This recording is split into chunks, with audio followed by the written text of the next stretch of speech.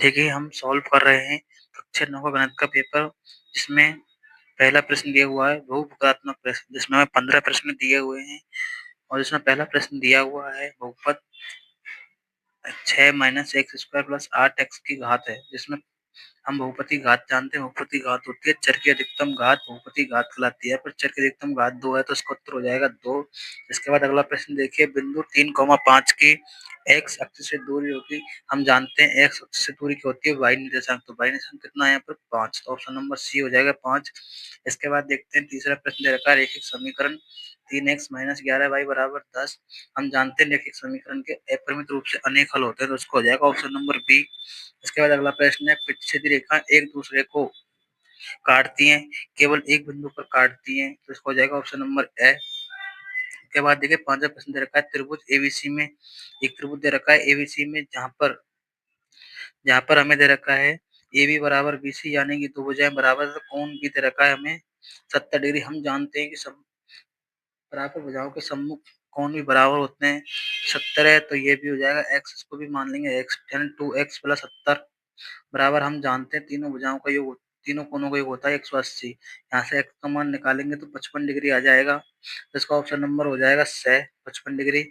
इसके बाद हम देखते हैं इसके बाद हम देखते हैं एक चतुर्भुज के तीन कोण दे रखे हैं, 75 डिग्री, 90 डिग्री, 75 डिग्री। चौथा कोण हम जानते हैं चतुर्भुज के चारों कोणों का योग होता है 360 डिग्री।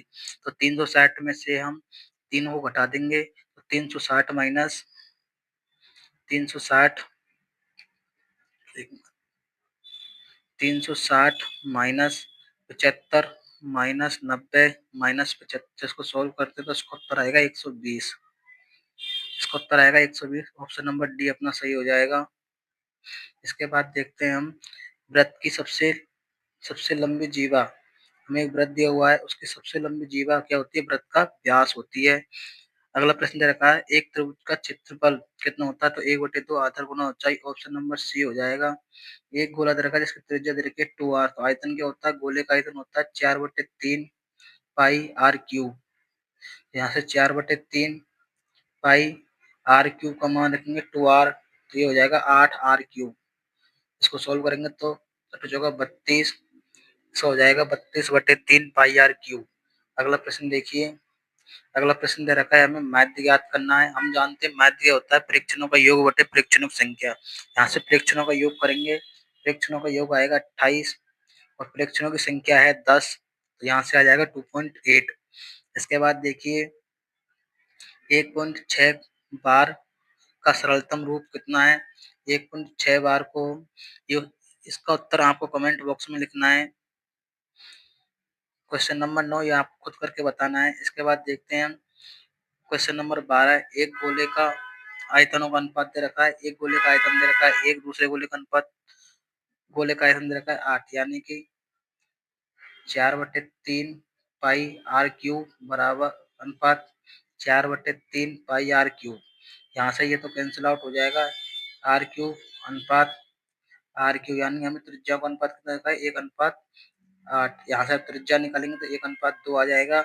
हम जानते हैं उनका पृष्ठीय क्षेत्रफल क्या होता है आर स्क्वायर, ये कितना हो जाएगा 1/4। एक का स्क्वायर 1, 2 का स्क्वायर 4, तो ऑप्शन नंबर ए हो जाएगा इसका 1/4। इसके बाद अगला प्रश्न देखिए, शंकु का पृष्ठीय क्षेत्रफल, शंकु का पृष्ठीय क्षेत्रफल पाई आर है। इसके बाद अगला प्रश्न देखिए, चतुर्भुज जिसमें दोनों विकर्ण बराबर होते हैं कहलाता है। इसका उत्तर आप कमेंट बॉक्स में बताइए। इसके बाद 15वां दे रखा है पी ऑफ एक्स बराबर 3x स्क्वायर माइनस 4x की घात 3 की घात बताइए। हम जानते हैं घात क्या होती है, वो चर की अधिकतम घात, उसकी घात कितनी जाएगी 3, ऑप्शन नंबर बी। इसके बाद अगला प्रश्न दे रखा है रिक्त स्थानों की पूर्ति कीजिए। इसका अगला प्रश्न दे रखा है रिक्त स्थानों की पूर्ति, इसमें पहला प्रश्न दे रखा है हमें सबसे अधिक बार आने वाला परीक्षण क्या कहलाते हैं, बहुलक कहलाता है। क्या कहलाता है, बहुलक कहलाता है, परीक्षण बहुलक कहलाते हैं। उसके बाद देखिए अगला, यदि एक कोण, हम कोण को x मान लेते हैं, वो अपने संपूरक कोण क्या होता है, संपूरक कोण होता है यानी दो कोणों का योग 180 डिग्री होता है। अपने संपूरक कोण का 3 गुना है 3, ये संपूरक कोण हो गया 180 माइनस एक्स। तो इसको सोल्व करेंगे तो यहाँ से x का मान हमें 135 डिग्री प्राप्त हो जाएगा। ठीक है। इसके बाद अगला प्रश्न देखिए, समान त्रिज्या वाले दो वृत्त क्या होते हैं, सर्वांग सम होते हैं, यानी कि वो समान होते हैं, उनमें आकार, उनका आकार और ज्यामिति समान से क्या होते हैं, सर्वांग सम होते हैं। इसके बाद चौथा प्रश्न दे रखा है, समांतर चतुर्भुज के विकर्ण परस्पर क्या करते हैं, समद्विभाजित करते हैं, यानी बराबर भागों में बांटते हैं। देखिए उसके बाद दे रखा है, एक चक्रीय चतुर्भुज के सम्मुख कौन होते हैं। एक हमें चक्रीय चतुर्भुज दे रखा है, जैसे देखिए चक्रीय चतुर्भुज जो वृत्त के अंदर बनता है, तो जो ये कोण इसके ये होते हैं, इन दोनों कोणों का योग 180 डिग्री होता है, तो एक दूसरे के क्या होते हैं, संपूरक होते हैं। इसके बाद अगला प्रश्न है, समबाहु त्रिभुज जिसकी प्रत्येक भुजा की लंबाई ये है तो क्षेत्रफल क्या होता है। हम क्षेत्रफल का सूत्र जानते हैं, 3/4 गुना भुजा स्क्वायर, भुजा का मान कितना रखा है ए, तो यहाँ पे 3/4 भुजा स्क्वायर यानी ए स्क्वायर। उसके बाद में रखा है, परमेय व अपरिमेय संख्याओं को संयुक्त रूप से क्या कहते हैं, वास्तविक संख्या कहते हैं। क्या कहते हैं, वास्तविक संख्या कहते हैं। ठीक है। इसके बाद अगला प्रश्न देखिए, अगला प्रश्न दे रखा है हमें, अर्धगोले के संपूर्ण पृष्ठ का क्षेत्रफल ज्ञात करने का सूत्र, अर्धगोले का संपूर्ण पृष्ठ का क्षेत्रफल ज्ञात करने का सूत्र होता है 4πr²। 4πr²। उसके बाद दे रखा है, एक शंकु जिसका आधार का व्यास, एक शंकु दे रखा है हमें जिसके आधार का व्यास 10.5 दे रखा है, त्रिज्या हो जाएगी 5.25 यानी कि इसकी आधी, और तिर्यक ऊंचाई 10 दे रखी है, तो इसका वक्र पृष्ठीय क्षेत्रफल हम जानते हैं, वक्र पृष्ठीय क्षेत्रफल πrl होता है। r का मान हमारे पास 5.25 है और l का मान 10 दे रखा है, इसको सोल्व करेंगे तो उसका मान आ जाएगा। इसके बाद देखते हैं हम, यदि एक वृत्त जिसकी त्रिज्या 5 है, इसकी सबसे बड़ी जीवा की लंबाई क्या होगी। हम जानते हैं वृत्त की सबसे बड़ी जीवा क्या होती है, वृत्त का व्यास होती है। त्रिज्या 5 रखे तो व्यास कितना हो जाएगा, 10। इसका उत्तर हो जाएगा 10। इसका उत्तर हो जाएगा 10। चौथा दे रखा है, यदि 16 सेंटीमीटर लंबाई की एक जीवा वृत्त के केंद्र से 6 सेंटीमीटर दूरी पर स्थित है, वृत्त का व्यास ज्ञात कीजिए। हमें यहाँ पर ये वृत्त दे रखा है, यहाँ पर इसका ये दे रखा है जीवा, जिसकी लंबाई 16 दे रखी है और केंद्र से इस पे एक लंब डल रहा है जिसकी दूरी 6 दे रखी है, और यदि इसको हम आधा करेंगे तो कितना हो जाएगा, 8। तो हमें ये ज्ञात करनी है, तो ये हम त्रिज्या कैसे ज्ञात कर सकते हैं, 8 का स्क्वायर प्लस 6 का स्क्वायर, 64 प्लस 36, तो आर स्क्वायर बराबर 100 पाइथागोरस प्रमेय से, तो आर बराबर 10, इसकी त्रिज्या हो जाएगी 10। इसके बाद अगला देखते हैं हम, समांतर चतुर्भुज को परिभाषित कीजिए। समांतर चतुर्भुज की परिभाषा क्या होती है, सम्मुख भुजाओं के युग्म क्या होते हैं, समांतर होते हैं। सम्मुख भुजाओं के युग्म क्या होते हैं, समांतर होते हैं। इसके बाद दे रखा है, किसी समचतुर्भुज के विकर्ण 18 सेंटीमीटर, यानी कि हमें हमें एक हमें एक समांतर चतुर्भुज समचतुर्भुज दिया हुआ है, इसके हमें विकर्ण दे रखे हैं, विकर्ण एक दूसरे को समद्विभाजित करते हैं, तो ये विकर्ण कितना हो जाएगा, 9 सेंटीमीटर, एक विकर्ण कितना हो जाएगा, 12 सेंटीमीटर, इसके आधे हो जाएंगे। तो हम इसका मान आराम से निकाल सकते हैं पाइथागोरस प्रमेय से, तो लंब स्क्वायर प्लस आधार स्क्वायर, तो 9 का स्क्वायर 81 प्लस 12 का स्क्वायर 144, जोड़ेंगे 225 हो जाएगा, जिससे बर की भुजा कितनी आ जाएगी, भुजा कितनी आ जाएगी, 15। उसकी भुजा कितनी आएगी, 15 सेंटीमीटर। इसके बाद देखते हैं, ऐसे एक सर्वांग समता नियम लिखिए। ऐसा त्रिभुज जिसमें दो भुजा और एक कोण समान हो उसको कहते हैं सर्वांग समता, ऐसे एस का नियम। अगला दे रखा है, चतुर्थांश में किस चतुर्थांश में स्थित है, बिंदु दे रखा है -2,3, किस चतुर्थांश में है, ये देखिए इधर जाते हैं प्लस एक्स के मान प्लस, हम इधर जाते हैं एक्स के मान माइनस, माइनस तो यहाँ हो गया, बाई प्लस का होता है ऊपर वाली दिशा में, तो यहाँ बाई प्लस यहाँ हो गया, तो कौन चतुर्थांश हो गया, दूसरा चतुर्थांश, सेकंड चतुर्थांश हो गया। इसके बाद हम देखते हैं, दी गई आकृति में x का मान ज्ञात कीजिए। हम जानते हैं एक रेखा दी हुई होती है, उसके एक तरफ बनने वाले सभी कोणों का योग 180 डिग्री होता है। यहाँ पे 80 दे रखा है, 50 दे रखा है और x दे रखा है, तो x बराबर बराबर कितना हो जाएगा, 180 डिग्री। यहाँ से x का मान निकालेंगे तो कितना हो जाएगा, 50 डिग्री, कितना आ जाएगा, 50 डिग्री। इसके बाद देखिए p का मान ज्ञात कीजिए, जब x बराबर 3 y बराबर -2 है, तो समीकरण से p का मान ज्ञात करना है, तो x का मान रखो 5, x की जगह रखते हैं हम 3, y की जगह रखते हैं हम -2 बराबर p। इसको सोल्व करेंगे, 15 - 12 बराबर p, p बराबर कितना आ गया, 3, p बराबर कितना आ जाएगा, 3। उसके बाद देखते हैं लघुत्रात्मक प्रश्न। लघुत्रात्मक प्रश्न को हम यहाँ पर सोल्व नहीं करेंगे, आप प्रश्न देख लीजिए जो आपकी एग्जाम की दृष्टि से बहुत ही इंपॉर्टेंट है। ये प्रश्न आपके एग्जाम में भी 100% आएंगे।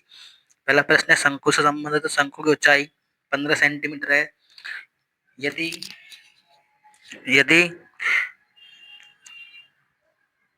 इसका आयतन 1570 सेंटीमीटर क्यूब है तो इसका आधार की त्रिज्या ज्ञात करनी है। अगला प्रश्न है गोले का आयतन ज्ञात कीजिए जिसकी त्रिज्या 7 सेंटीमीटर है। इसके बाद प्रश्नों को आप देख लीजिए और ये पेपर आपको मेरे इंस्टाग्राम टेलीग्राम चैनल जिसकी लिंक मैंने डिस्क्रिप्शन में दी हुई है वहां पर मिल जाएगा। आपको पूरा पेपर वहां मिल जाएगा। ये देखिए प्रश्न नंबर 8 जो कि बहुत ज्यादा इम्पोर्टेंट है। ये प्रश्न आपके एग्जाम के लिए बहुत इम्पोर्टेंट है। ये 100% आपके एग्जाम में आने वाला है। इसके बाद देखते हैं हम 9वां प्रश्न। आप देख लीजिए, एक समांतर चतुर्भुज के विकर्ण बराबर हों दर्शाइए। वृत्त आयत है, एक त्रिज्या है। इसके बाद में 10वां प्रश्न दे रखा है किसी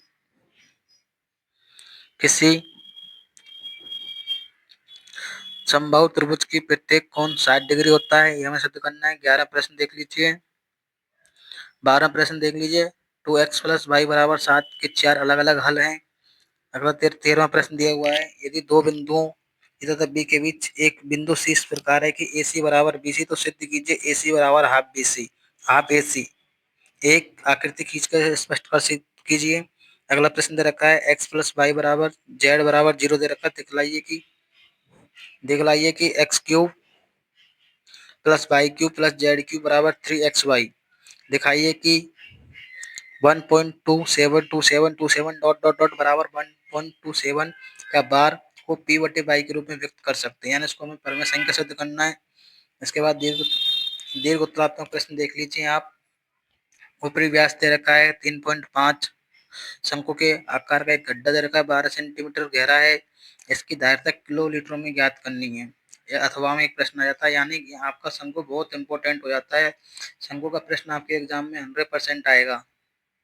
शंकु के जितने ही प्रश्न है आप उनको सोल्व कर लीजिएगा, आपके लिए बहुत इंपॉर्टेंट। इसका 17वां प्रश्न देखिए, गोले का आयतन जिसका पृष्ठीय क्षेत्रफल, यानी कि आपकी जो प्रश्नावली है आयतन, पृष्ठीय क्षेत्रफल और आयतन, ये बहुत ज्यादा इंपॉर्टेंट है। इसमें से बहुत सारे क्वेश्चन आते हैं। इसके बाद देखिए 18वां प्रश्न, ये आप देख लीजिए, आप पूरा पेपर देख लीजिए। इसके बाद आपको ये पेपर मेरे टेलीग्राम चैनल पर मिल जाएगा, इसका लिंक डिस्क्रिप्शन में है। बहुत ही इंपॉर्टेंट पेपर है। इसके बाद देखिए 19वां प्रश्न, जो कि 19 में का एक और दोनों बहुत ही इंपॉर्टेंट है। दोनों में से एक हर एग्जाम में 100% पूछा जाता है। जब भी आपकी 9th की अर्धवार्षिक और वार्षिक पेपर लगता है तो 100% ये प्रश्न आपके पेपर में आता है। आप इसको इम्पोर्टेंट लगा लीजिए। इसके बाद देखते हैं हम 20वां प्रश्न। आकृति में AC = AE दे रखा है और AB = AD दे रखा है और BAD = EAC दे रखा है। दर्शाइए BD = DE है। ये भी आपको बहुत इंपॉर्टेंट प्रश्न है। इसके बाद आप 21वां प्रश्न देख लीजिए। ठीक है, फिर से 21वां प्रश्न आपकी व्रत वाली प्रश्नावली से है। इसके बाद 22वां प्रश्न है, चंद्रमा का व्यास पृथ्वी के व्यास का 1/4 है। चंद्रमा का आयतन पृथ्वी के आयतन से कौन से भिन्न है? या फिर अथवा में देखा चंद्रमा का व्यास पृथ्वी के व्यास का लगभग 1/4 है। दोनों प्रश्न एक ही हैं, बस थोड़ा सा उसमें आयतन पूछा है और इसमें क्षेत्रफल